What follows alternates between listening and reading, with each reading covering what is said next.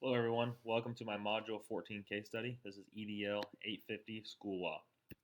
Section 1, we are going to present the facts of the case story, and the first thing we're going to start with was who was involved. The first two, the main people involved was Mr. Keith Sample, who I will be portraying today. He is the principal of the St. Regis School, and he is from outside of this area. So he's been a principal for 3 years now, and he did a survey. He had a lot of great feedback from staff and a lot of support. So he's trying to do everything he can to continue to build on that support. The next person we have is Mrs. Lynn, who is a library specialist. She's also the person who is in charge of all the media. And Mrs. Lynn is the center of this case study because she is the person who was the copier of the computer software programs. The next person we have involved is Mrs. Williams. She's a third grade teacher. There's two third grade teachers, Mrs. Williams and Mrs. Brandon. Mrs. Williams is the veteran teacher. Mrs. Williams and Mrs. Lynn have been working together for a long time. So when Mrs. Lynn presented her the copy, Mrs. Williams was very grateful for what she had done. Mrs. Brandon, on the other hand, is new to the school. She's still in the phase of trying to create friendships and getting along with everyone. And then you have Mrs. Evans, the PTA president, and she was involved in this because she was helping make copies of it. So, exactly what happened? I know I've touched on it a little bit, but Mrs. Lynn, the library specialist, figured out a way to save the school a lot of money by making copies of copyrighted software programs that teachers could use in their classrooms. The problem was that she took the original two copies that each teacher got and then she copied them illegally, and now other teachers in other classrooms in other grades are using them. Where did this happen? This happened at the St. Regis School. A couple interesting facts that we find out is that this school is a rural school, 25 miles away from a large city. This is a K through 8 school, and it has approximately 420 students. And financially, there's not much support due to lack of state funding. So a lot of their funding comes from um, fundraisers that the PTA puts on. Section 2, report any legal or ethical issues.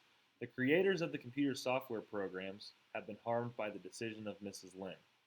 They have lost out on the potential profit that they would have received had every teacher bought more of the program. So first and foremost, the people that are going to be most hurt by this is the company who creates the programs. They're losing out on multiple sources of profit because their product is now being copied. And if it's copied to the school, a teacher's taught, and so one teacher from one school tells the other teacher that they can get them a copy of this program. Now it's expanding to other schools. Now we have a real big problem, and the creators of the computer software programs are losing out on a lot of money at this point. Other people that are affected were the teachers that used the copyrighted material without being told. So they were using illegal content, and they're being harmed unknowingly. They and which even though they didn't know about the product being copied, they could still have faced punishment with fines or other consequences. Mrs. Lynn was probably the biggest person harmed because she violated the copyright restrictions that prohibit the reproduction of multiple copies without permission from the author. And this is from the Copyright Act of 1976. So just with Mrs. Lynn, she could face huge fines and even jail time for this.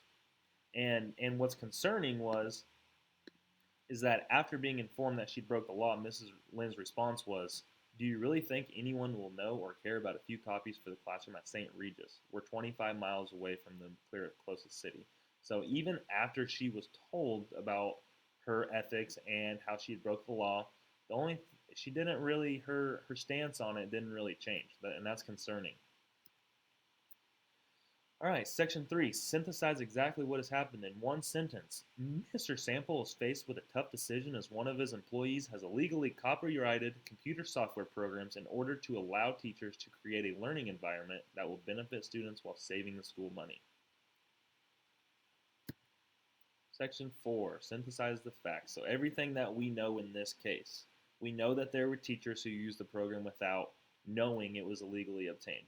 We know that the PTA president supported the unethical copying of these programs. We know that Principal Sample is in a very tough situation about choosing right or wrong here. And then we know that students are involved in this because now they're using copyrighted material. We, for the place, we know that it was located in St. Regis School. We do not know the state. The state is unknown, but it shouldn't matter because these laws stretch across the United States.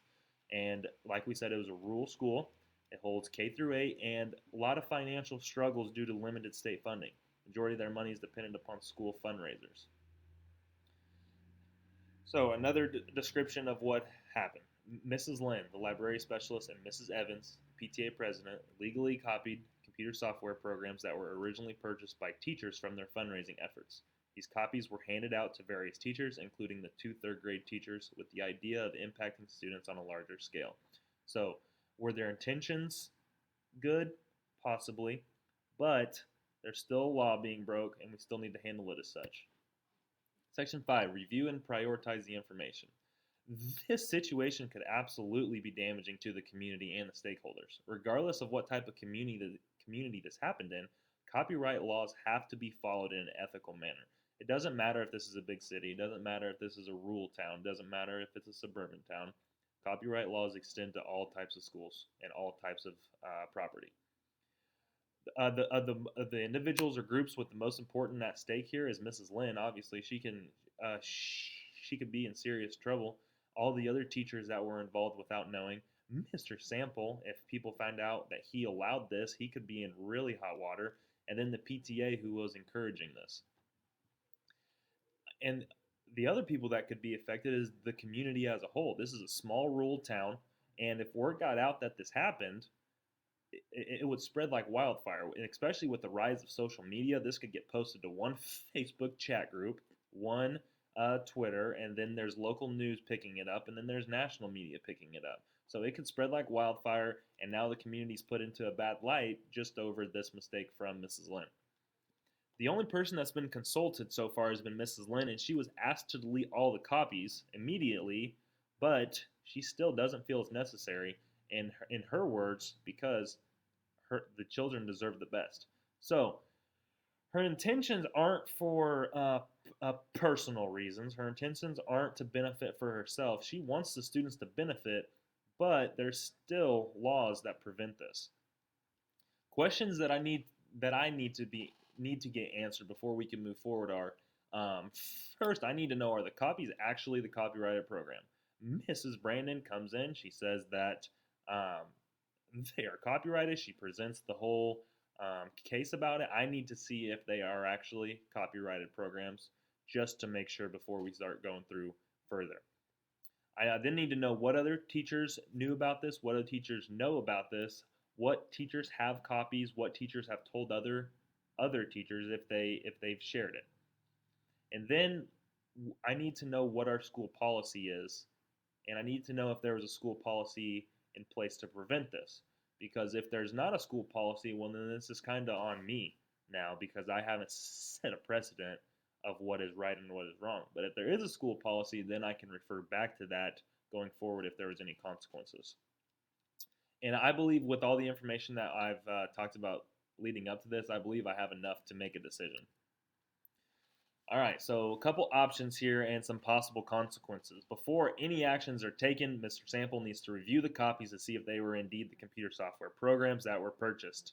While this is happening, Mrs. Lynn needs to go to the original copies and she needs to check the software's copyright page and license restrictions. The second step, following the review of the material, Mr. Sample needs to sit down with Mrs. Lynn and Mrs. Evans, and they need to go and evaluate the copyright law. And then look at the consequences that could come from breaking the law. After this meeting, Mr. Sample needs to sit down with all of his teachers in the building. In this meeting, they will be communicating the copyright law and developing their own planned policy in order to prevent this from happening again. Like I said before, this is just an option of what could happen. The third step is, and now I'm going to break it into a little bit shorter options.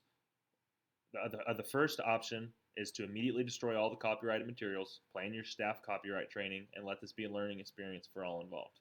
The second option is a little bit more, but you're going to immediately destroy all the copyrighted material and then take it to the superintendent to decide what the school policy suggests as punishment. And then you're going to contact the software company and let them know the situation. Okay, so we're going to evaluate the options, the pros and cons of taking these options. The pros: you're acting in a proper ethical manner. Another one, you're ensuring that all the staff is on the same page regarding this copyright law and the policies in place. You're also protecting stakeholders and the community from negative assumptions.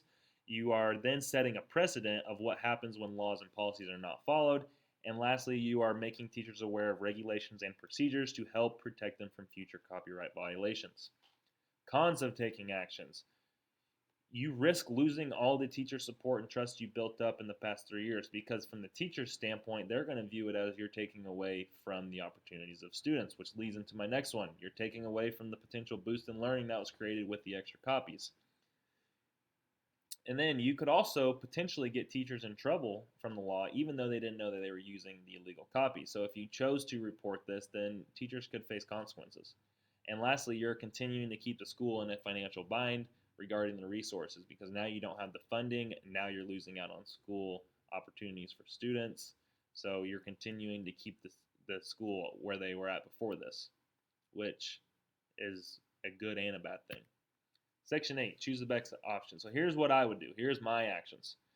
First, I would meet privately with Mrs. Lynn about the copyright law and how her actions were unethical, even if she had the kids best in line. I get it. I get what she's thinking, but she needs to see the copyright law. She needs to see the consequences, the punishments, and then we'll go from there. Then I'm going to talk with Mrs. Evans about how PTA can possibly fundraise in order to raise the needed funds to purchase additional copies. At this discussion, we will talk about how her actions were wrong and unethical.